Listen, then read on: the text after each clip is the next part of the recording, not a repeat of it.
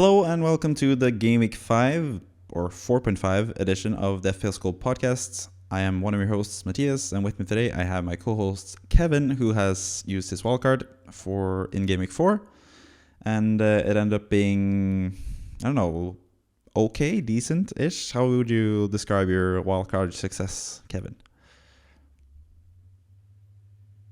I am not complaining. We can't look at one game week and be like, oh my God, you suck. So, I think perfectly fine, to be honest. It's just unlucky with some margins. Yeah. So are there any things you did differently? Are you happy that you did the wildcard? Because you sort of did it on a whim-ish.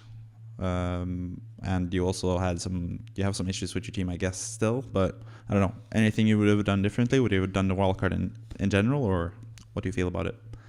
Yeah, I think generally speaking, I felt there was a lot of things that had to change, including Juan Pedro, who seems to be so on and off the team, and just some injuries and all these type of things. So, yes, the one thing I regretted, because I told you before doing it, that Rashford scores against Arsenal, because he lives to just score against them until he joins them. Like, that's the only way Arsenal fans will ever be happy with Marcus Rashford.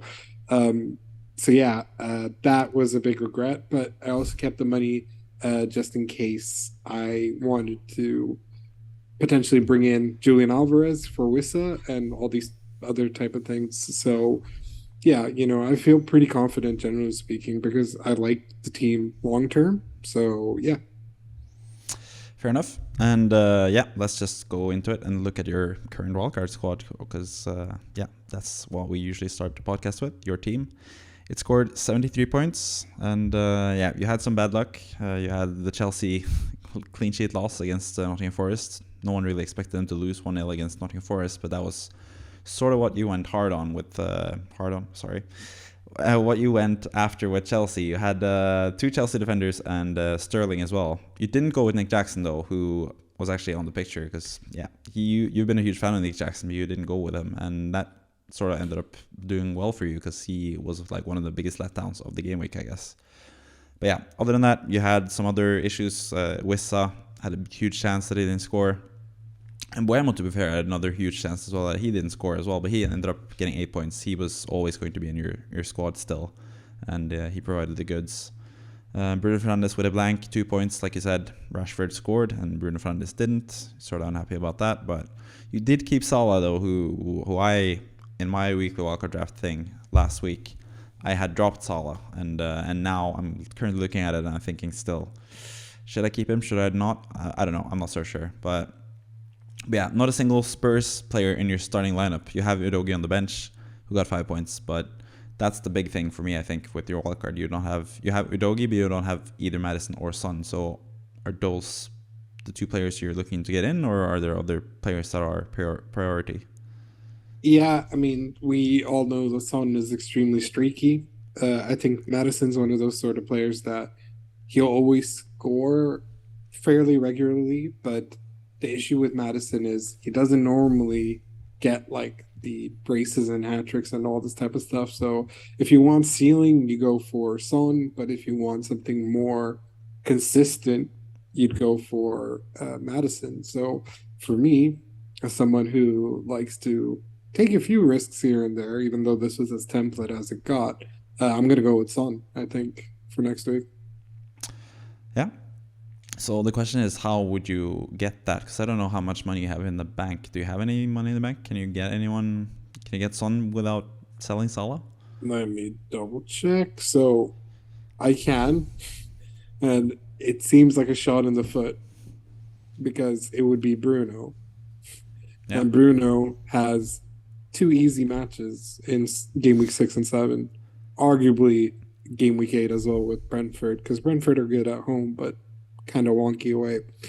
So for me, that becomes the issue. If I sell Bruno Fernandes, the hell do I do from there? So, but in terms of actual money in the bank, I have 0.7. Okay. So you have enough to do Fernandes to Son. Yes. So Son would be your priority over Madison, you think?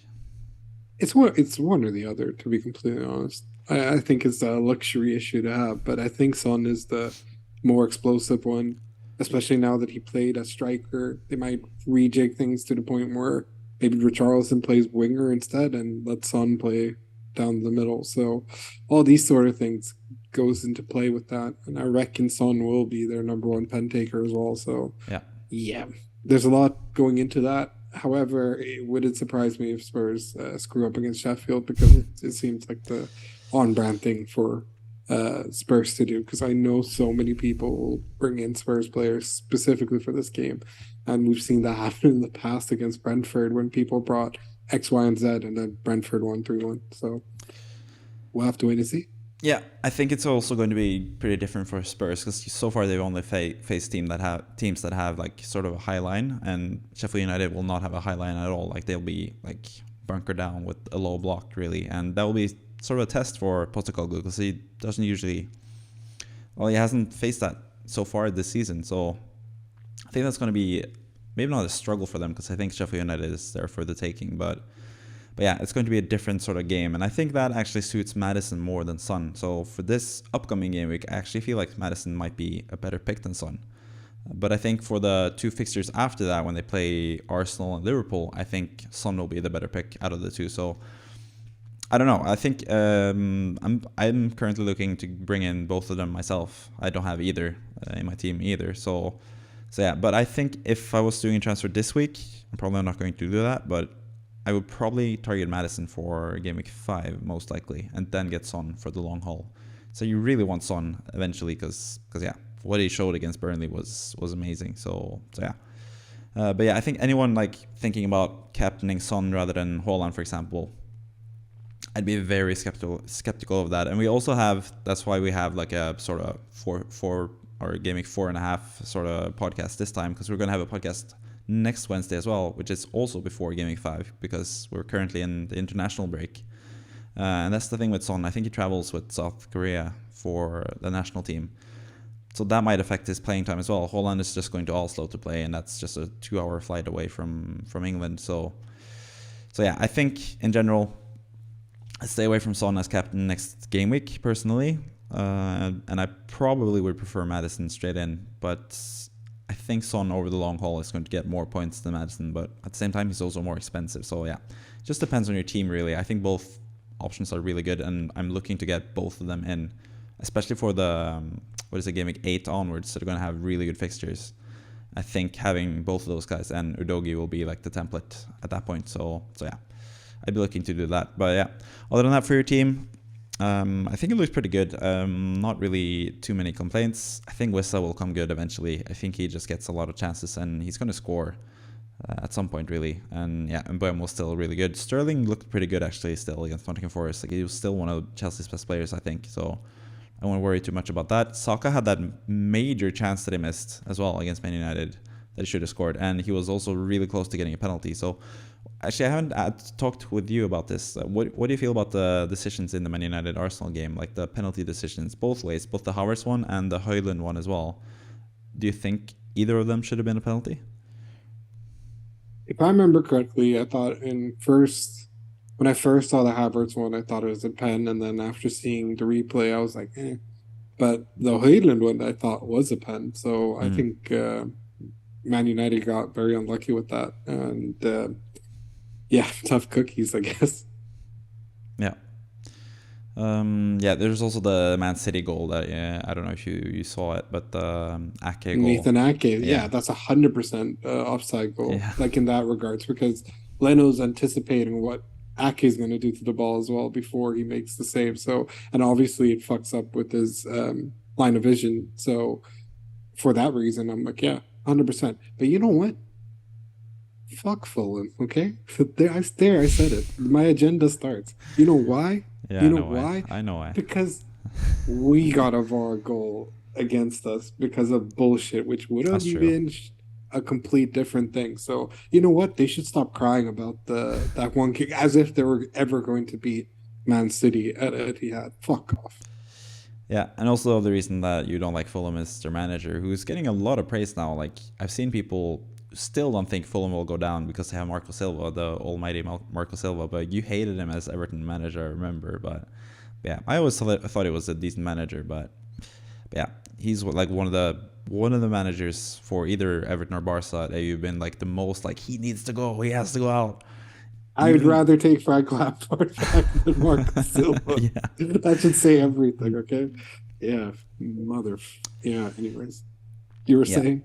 I've lost my train of thought. I'm in complete hater mode. Now there are just a couple things that I want to look at for next week. I think because I'm gonna do Sure. like a different video next week where I'm gonna go into a couple of things, a couple of thoughts that I've made so far for the first 4 game weeks. But before I go into my few theories and stuff, what are the things that have stood out to you in the first like 4 game weeks? Like, what are the biggest surprises to you? What are the like biggest like obviously that had to happen sort of thing? Anything that any like strategy you've changed or anything from the start of the season till now? Like any players or player types you're looking into getting? Yeah, I think this has been the year of the 6.5 midfielder. There's so many that have been so dangerous. I mean, we got lucky that we had a Bremer from start. I'm still looking at Eze, even though he just sold him, for example. So it's like that's been the most annoying aspect of FPL this season, where a lot of midfield transfers are very knee jerk. Like even Martinelli looked pretty decent against United, and Yeah, he's someone I personally got rid of, and all this type of stuff. So for me, I think that's going to be the biggest thing. It's just figuring out, is it Diaby, Madison, Rashford, and someone else? It's the combination of the midfield, because strikers, I feel this year have been pretty shit. I don't know what the best politically correct term is, because it's basically you just want Haaland and a bunch of 6.5. So for me, I think the biggest headache has been midfield, more so than ever before. So it's been fun because I kind of want this to happen. I kind of want people to be like, you know what, I'm going to captain Diaby against Sheffield United, and that working out, because otherwise we're just going to auto captain Haaland for the rest of the season, which we will. But hey, the one time we captain someone outside of Haaland, we actually did better. So yeah, there's a start. And that was solid. And you did terribly. So yeah. yeah. Salah got a 5-pointer and Holland got a 2-pointer. So lovely 3 points we got in game week 2 from that. But yeah, I think actually from like game week, that's sort of been like a small talking point now. Like from like game week 9 or 10 or something until like game week 15 for Man City, they have really difficult fixtures, and the likes of Salah and Saka have like Luton and Sheffield United and stuff in that same run. So I think at that point we'll get some different captains. And speaking of even Son and Haaland, I think is it game week? I'm not even sure. I'm not gonna look it up either because I don't want to mess up the stream. But I think when Spurs play Luton, which is also a really good fixture for Son. That's the same game week that Haaland plays against Arsenal away. So that could potentially be like the first like major differential transfer or captain choice as well coming up. So do you think you'll look into having either Son or Madison as captain against Luton when Haaland plays against Arsenal, or do you think City will just own Arsenal again and you just want to go with Haaland? Why the hell would I want either when Beto plays Bournemouth at home? It's time for the Beto party. You know this. Yeah, of course. I think especially by then we'll also be able to judge form and all this type of stuff too. And if there are some streaky players that are performing in a level that's beating Holland in terms of captaincy, 100%. I could easily see myself. If Spurs are keeping this up, then 100% that's it. Of course, do you bet the early kickoff though? That's the curse that comes with it. Yeah, exactly. And I think that's the case because the early kickoff is Luton Spurs and the final kickoff is Arsenal City. So if Son or Madison, if you captain them and they blank, you're going to have a long ass time to wait until you can see Haaland potentially score a couple goals against Arsenal. So yeah, that's always like something. I don't know how much you consider that when you do like captain or transfers or anything, but for me, it's sort of like FPL is kind of like, firstly, I want to do well, but secondly, I kind of want to have fun with it. And so if I have like a 50-50 decision, I sometimes do the look at the fixtures. and actually buy the players from the fixtures that I'm going to watch. Because if, for example, I'm going to watch West Ham, I'm going to watch, because that's my favorite team, and I'm going to watch like the big six side. So if, for example, I have Eze, who I just had recently, and he plays at the same time as West Ham and one of the big six clubs, I'm not going to watch that game. So I'm probably going to go away from having him. But yeah. What was that? Are you reading anything interesting, or what? What's the? No, I was just looking at Everton's fixtures, and I was like, it's looking a little bit juicy. So I mean, they've already been juicy though. I know. It's just Dyche's shit, and also a lot of injuries and a lot of margins against us. But Beto is king, and he's bigger than Cristiano Ronaldo and the whole nation of Portugal. So there you go. So do you wish you had Beto in your team, in your wildcard squad? After seeing him, he obviously blanked. He didn't get any points in FPL, but do you wish you had him for 6.0? It's cheaper than we saw as well. Partially, I think the main concern is always going to be that I don't like jinxing my team. And the first time I didn't have an Everton player in the squad, we drew. So there you go. Yeah, that's fair enough. But yeah, let's move on to Kemo's team. He has not used his wildcard. He did 2 transfers though. One of them was Salah out, and he actually dropped a point from Salah to Bowen because Bowen got 7 and Salah got 8. But that made him have enough money to get Jackson over rather than Joao Pedro. But Jackson sort of looked like not the best now this past game. He had a major chance missed, and he had another like pretty big chance that wasn't really talked about that much, where he got the ball in the box and just like his touch wasn't good enough, so he sort of lost it to the defender rather than shooting. But yeah, if you had Jackson personally, you don't obviously. Would you keep him, or would you look to sell him potentially? Yeah, keep. Like the only knee-jerk thing I'd say is Julian Alvarez if you want to jump on that train.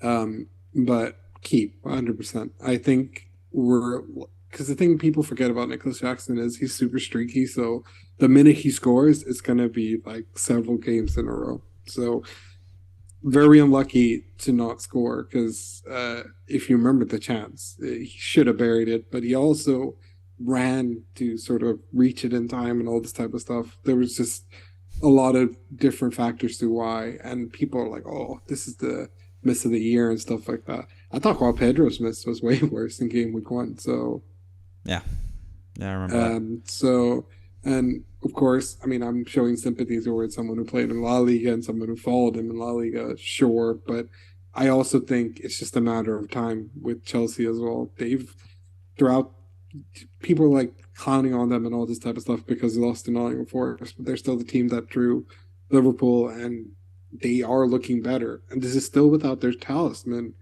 of Nkunku. So I think keep. Personally, I think keep. But unless there are price reasons or, something goes wrong with the international break, that's the only reason why I'd say get rid. I think that game against Bournemouth, right? It's looking tasty.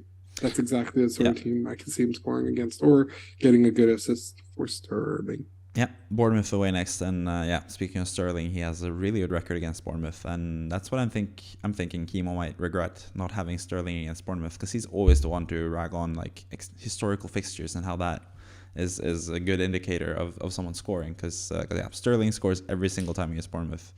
To be fair, he scored every single time he played against Nottingham Forest last season, and he didn't now, but yeah, that's what happens sometimes. But yeah, you mentioned Alvarez, and I think I just have one like word of warning when it comes to Alvarez, and that's the fact that he's playing, I think, the Wednesday before the weekend of Gameweek5.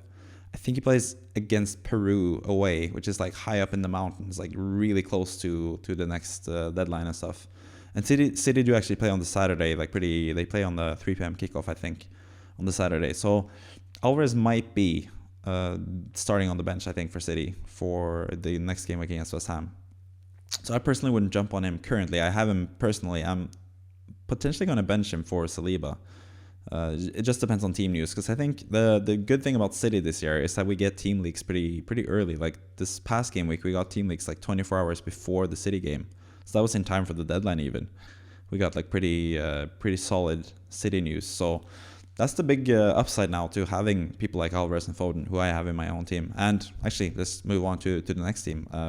I don't think there's that much to talk about with Kimo's team to be honest, because he has sort of similar team to a lot of people, but he has Madison at least. But Wildcard, your team is shit.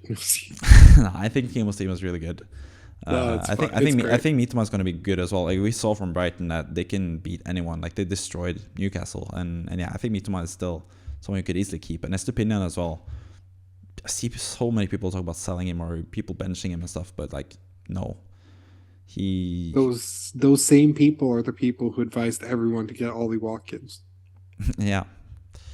As I was going to talk about with the manager of the week, because he has actually Alvarez and Foden, so you actually have the early team news on City pretty early usually, and they do for the next 2 game weeks at least. They have pretty early fixtures in the game week. They don't have the Sunday fixture like they do against Arsenal. They don't have the late fixture, so you do actually get time to see if you can sell or bench or play your extra City players if you have them, because usually we're going to get some pretty good team leaks for them.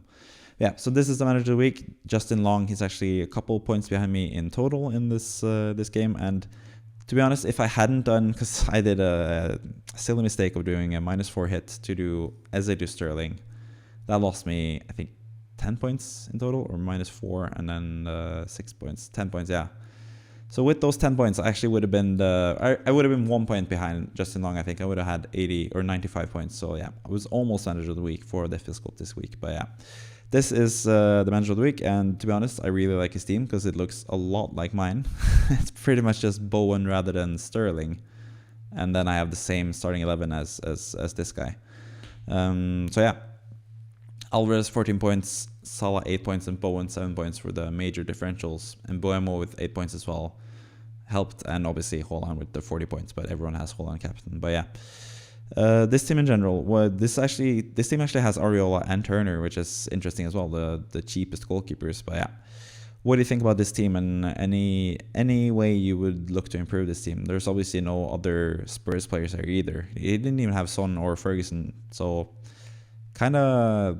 I kind of wish we had a better manager of the week this week, because you could have had a high score if you had Son, Ferguson, or one out of the two, I guess, Ferguson or Son in your squad. But what do you think of this guy's team? That's a long-winded way to ask that, but I think generally speaking, very, very good. Just the only thing that I see that can change it from great to perfect is potentially adding the midfield Spurs player, either a Son or Madison. Obviously, Madison's looking much easier to get into this team, and also I got rid of Saliba on my wildcard, and I don't regret it. I don't think Arsenal have the best. Let me put it this way: I don't think Arsenal have the best goalkeeper until David Raya gets a goal. So, and I'm not trying to blame Ramsdale for 1-0. That was just a spectacular shot and everything from Rashford. But generally speaking, I just haven't been convinced by Arsenal's defense. Yeah, fair enough. That's also something that I'm looking to do myself, because I pretty much have this team exactly. I just have Archer rather than Mubama, and I have Flecken rather than Areola, and I have Sterling rather than Bowen. That's pretty much the only differences from this team to my team. So I'm looking at doing the same thing. Probably not this game week with Saliba playing against Everton. No offense. Even though Everton have a pretty good record against Arsenal. But that's what I'm looking to do as well. Downgrade Saliba so I can get the Spurs players in. That's pretty much my thinking as well with my own team. But hats off to Justin Long, 96 points. It's really good. Had a pretty good start of the season, both him and I, to be fair. Pretty happy with that. But that's pretty much the scores of this week. We don't really have too much for this podcast because we're saving a lot of the future planning stuff for next week's podcast. But what we do have is the prediction results from this past game week, and it was a pretty poor game week for both of us, to be honest. Mostly for me because I only got 4 results correctly, not a single scoreline correctly. You had 5 results correct, and 6 actually. 1, 2, 3, 4, 5, 6. Yeah, so you beat me by 2 this game week. One of them is the Luton West Ham game where, yes, I did try to jinx Luton and that worked. So I'm gonna keep betting against West Ham. So I'm not too unhappy about that. But yeah, looking at these results, what are the biggest like upsets or like surprises to you? Obviously, we both thought Brentford were going to win. Obviously, Chelsea with the 3-1. I'm quite annoyed about the Brighton Newcastle thing. I'm pretty sure I originally envisioned Brighton winning, but then I swapped it to because I thought, well, Newcastle have to finally show something against the top six. Nope. So other than that, I feel pretty justified considering I got more than 5 correct. Obviously, the Everton one stings because it was a goal away from actually being a correct result and a win and everything. So, of course, that stings a little bit. What was it? West Ham scored 1 goal too little for that prediction to be correct. 2-1. Yeah. And, I think generally speaking, we got most things right in some degree. I mean, we couldn't have suspected Chelsea, and we shouldn't have been so high on Brentford, I guess. But it's more that we would have thought that Bournemouth would have taken the lead against them. I mean, as much as we like Iraola, they just don't have the squad. Yeah, or at least like they haven't like made the squad like play together for a long enough time at this point. But a really surprising result there for them to get 2-2 away against Brentford as well. And having the lead for so long, because Mbeumo scored the 2-2 goal pretty like towards the end of the game, really late, as Mbeumo tends to do. That was surprising to me as well that Brentford didn't just beat Bournemouth, because Bournemouth hadn't looked the best the first few game weeks, but they actually looked pretty decent against Brentford. Even though Brentford, should be said, Brentford had the biggest chances. Brentford probably should have won this game, but ended up being 2-2. The Chelsea game is obviously also massive surprise to us. We both had 3-1 for Chelsea. We did expect them to concede, but we did also expect them to score a couple goals, and they didn't do that. But Man City pretty much spot on. They won 5-1, I think. I think we should always bet on City conceding 1 goal, because they seem to concede stupid goals every single game. And speaking of the Brighton Newcastle thing, I did ask you last podcast, if you were to choose one of the teams to win, who would you pick? And you picked Brighton. So that is actually true. And we were pretty close with the Palace Wolves as well. You were pretty close, at least. It was 2-1 pretty late, and then 2 more goals happened, Edouard, and then the final goal from Cunha as well. So only 1 correct scoreline each so far this season through 4 game weeks. That is pretty shocking, to be honest. I mean, that's the thing, right? Like, when people do accumulator, you're just doing win, draw, loss. You don't do scoreline, because if you did imagine if someone got 10 or 13 scorelines correct. Do you understand just how much money they would have won compared to someone who'd get 10 or 13 correct in terms of score? Like, listen, it's impressive that if we get, I don't know, 10? No, 10 might be quite low. And that's why you have the competition Super 6, which is getting 6 correct score lines. Yeah. And you get a bunch of money for that, and no one ever seems to do it. So it is harder than it looks, I guess, because anything can happen in football. It's so unpredictable, really. However, I think getting at least the result right shows a little bit of, something in that regard. So, stop jinxing West Ham, and you'll start collecting more points. I needed to stop being so high on Everton. Every win is Everton win. So, I guess that's the only thing. But in regards to correct results and stuff, we've still done pretty well, I would say. I mean, you say stop jinxing West Ham, but their next game is against Man City, so I'm pretty sure I'm going to bet on Man City beating West Ham, but hopefully I'm wrong once again, but we'll see. That's going to be the top match. It's Battle of the Champions, really, like the potential winners of the league.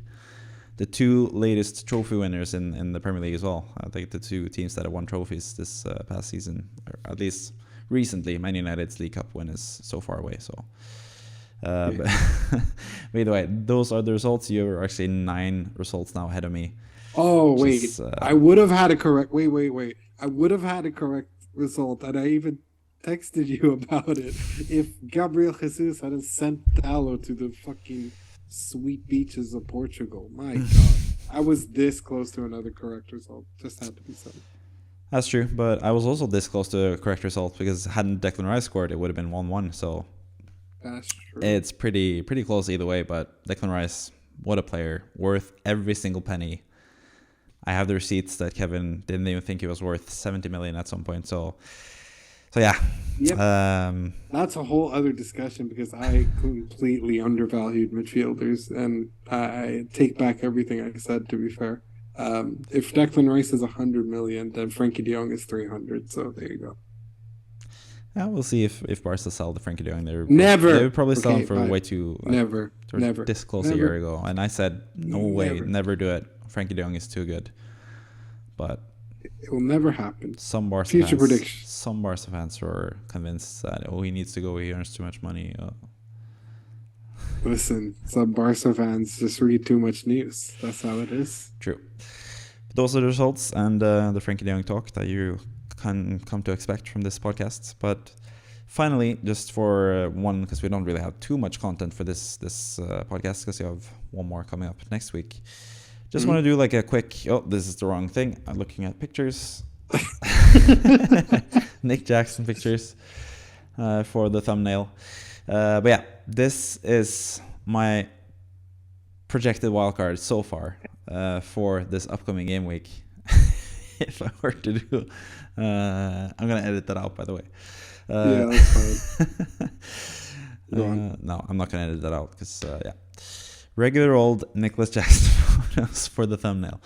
But either way, this is my current wildcard squad. If I were to wildcard this game week, this is the squad I would have. And as you can see, we have the triple Spurs, Sol Madison and Udogie. The midfield, really controversial. It's always going to be some major names dropping out. But I do have Saka and Mbeumo. I feel like those guys are the best in terms of being nailed, having decent fixtures, being on pens, having minutes, all that stuff. I feel like those guys are kind of no-brainers, to be honest. And then we have the two Spurs guys. Also think they, even though they have two, like, on paper, really tough fixtures, I think Spurs can score against anyone. They're such an offensive team. Doesn't really matter. And then we have Sterling, who I still think is going to be really good because Chelsea have really good fixtures coming up. And I do have Alvarez up front still, even though I think I would probably bench him for this game week. But this squad is pretty strong as well, since it doesn't have Salah. It's a pretty strong squad with Matty Cash as well, who also has like a decent fixture, Crystal Palace at home. So yeah, several things you can do with this squad. And I also have Darwin, actually, because I think Darwin is going to play as a striker now for Liverpool going forward. And even though he misses some chances from time to time, he did get 2 assists last time, and he's going to score a lot of goals as well. So I think Darwin is one of the strikers to get. The other striker that I was thinking about was Evan Ferguson as well, because I think Brighton, even though they have tough fixtures, I think they're still going to be really good. And he's only 6.0 now. He went up in price again to 6.0. But yeah, that's pretty much the team. And then the defense is pretty standard with Udogie, Chilwell, and Estepinian, and then some cheap options, and Flecken and goal. So yeah, what do you think about this team in general? Is there anything you would change? Should we try to change so it has Salah in it? Or yeah, what are your thoughts about this team? Yeah, it's pretty interesting. I don't think I've seen anything similar to this. So yeah, kudos. Maybe Kudos? the only thing. Yeah, Mama Kudus? No. I love. Don't get me wrong. Yes, I do want him. He should come to Everton. But when Frank Lampard was trying to sign him, He's not a championship player, Kevin. gosh, you've been to the championship more recently than we have. So, anyways, I also won a trophy more recently. I think. Oh, okay. Do you want to just stop this podcast? Is that what you want? No. It's towards the end Okay. anyway, so it doesn't really matter. If you quit now, I can just finish it. So I believe you. no, I'm leaving. you go. I'm gonna leave. I'm fucking leaving. Unlike Leonardo DiCaprio, I am leaving. There's a lack of a midfielder. Eze. I really like Eze. I think there's a lack of Eze in your team. That's it. Yeah, I think that's your way of getting it back at me, because I sold SA for Sterling this past game week. But yeah, who would you sell then? Which midfielder would you sell to get SA? Saka. Yeah? No. You're like Mr. Saka, so No, I'd be surprised. no chance. No chance. Saka's great. It's tough. It's just because my issue with this wild card is who are you going to bench? Is it Julian Alvarez? Depending on that. Branthwaite, pretty much every single game week, plays for Everton Of after course. all. Whoa, fucking relax. Whoa. And then I did not agree to that slander. Then I don't know. Darwin, who do Chelsea or Liverpool have next game week? Again, they have an away fixture. That can be checked. Game week 5, Wolves. Wolves away. He should probably start. I don't know. It's probably Mathias, Branthwaite, and Alvarez this game week, I guess. Okay. And then you could just go as you please. Like having points on the bench, who really cares? Like I had 12 points with Archer on the bench, and like didn't really hurt that much because I'm just happy to have Archer, to be honest. So yeah, I don't worry that much about bench points, to be honest. And bench boost is also going to be at some point going to be used because there are a lot of good benches this time around. So yeah, but yeah, that's the thing. If we get Salah in, then the bench would be much weaker because we'd have to downgrade some stuff. So maybe we should try to make like a Salah draft as well because we're both pretty big fans of Salah. So we'd have to sell a midfielder, and it would probably be one of the more expensive ones, either Saka or Son, probably. Who would you sell out of Saka or Son currently? See Saka's fixtures. Saka, Everton away. Arsenal usually struggle against Everton, to be honest. Spurs at home. We don't know. Bournemouth, City, and then Chelsea. Tough. It's not great. Ish fixtures. Like their immediate fixtures are not too bad. Yeah. But because I've passed that game week 10 onwards, it's smooth sailing. Yeah, game week 10 onwards. That's the thing. I think a lot of people actually sell Salah for in game week 8. A lot of people will probably do Salah to Son if they haven't gotten Son already. But then they're going to miss out on Sheffield United at home and Burnley at home in game week 10 and 11 or 10 and 12, which I think are going to be really good game weeks for Saka. So yeah, I'm not sure about selling Saka, but I think if we were to get Salah, then probably Saka would be the one to make way. They do have away fixtures after all. The easier fixtures that they have are away, and Saka is pretty poor away from home. So that would probably be like a point against Saka. But yeah, if we do get Salah in for Saka, he comes in there because he's in my team currently. It's 3.2 we have to make up. So Darwin to Archer, and then we have 0.3 left. Who would you downgrade to get the extra 0.3 needed? Probably. Many cash, I mean, guess would be probably cash. The easiest one, 4.3. Or Julian Alvarez to Beto. You could also sell Alvarez. You could try to keep Darwin actually and see. Probably wouldn't have enough money. We'd probably have to downgrade one. How dare you just shut down Beto just like that? Racist. I think Beto looked amazing for his first game. I said that in the weekend walkthrough as well. But yeah, defender probably 4.3. Oh, again, just coasting past. There's a few nice words and then nothing. Yeah, nothing much needed. Let's go for prime. Let me see. I'm rage putting in Beto in my team just now. just because you said that. How dare you? I'm gonna mess up the whole thing here, but 4.3. What secrets are you hiding? I was looking at potential like 4.3 or below or defenders, and there's not much to choose from really. It's only like 4.0 guys you can choose from, really. But there's no one who's fallen from grace from 4.5. Not really. Not 4.3. That's quite the drop. I mean, I guess you could go with because we don't have the Chelsea player. We could go with Gusto and just hope we could expect Reece James to be injured. Oh, you could bring in left back legend Tavares. Yeah. Done. Could do Tavares and have some extra money in the bank, but yeah, that's also a pretty decent Salah suggestion, I think, as well. Yeah. So yeah, there's different ways you can go about it, but I feel like it's a pretty strong squad if you have guys like Haaland. Obviously, he's like the main guy to have. Salah or Saka one of those guys, or potentially a Man United midfielder. Bruno Fernandes could actually be really good going forward, but exactly. So why don't you have Bruno? For just out of curiosity in this team, is it just because you can't afford him, rather than Saka or Salah? You mean in the Salah draft? Sure. Either way. I don't know. I think I prefer Saka Saka because I think he can score whenever. Like he doesn't really. That's one of the things I'm going to look into in terms of stats and stuff. I feel like there's a difference between like the talisman, like the Bruno Fernandes, Maddison type of player, and like the focal point type of player, like for example Watkins, or Mbeumo, or even like some guys like that. In terms of facing like tough opposition, I feel like you need Fernandes in the easier matches. Fernandes does have like a reputation of not showing up in big matches after all. But I think like those types of players, like the talisman of the team, needs a lot of chances. They need a lot of possession. They need a lot of like offensive involvement for them to be like really good picks. Meanwhile, someone like Son, like that's the difference between Son and Maddison really. I think against Sheffield United, I said that I think Maddison is going to be the better pick, but I think against the tougher teams, Son is going to be the better pick because he is like the more like out and out forward out of the two. And he can score on counters, and sure, Maddison, Fernandes and stuff can score on counters as well. But I feel like the talisman players like Eze as well need good fixtures to be really good assets. And I feel like, yeah, sure, Fernandes does have some good fixtures, but I feel like Saka has both.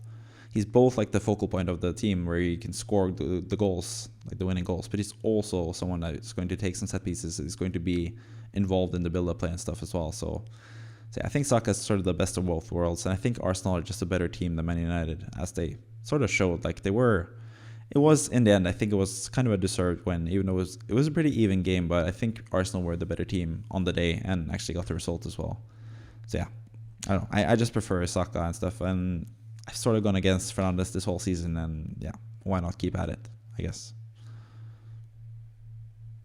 You hate Portugal, it's fine. Just admit it. They have Ronaldo or Cristiano, so never been a big fan of his. So I do like Bruno, to be fair, and yeah, I don't know how I ended up being like the anti-Bruno guy in FPL, but yeah, here we are.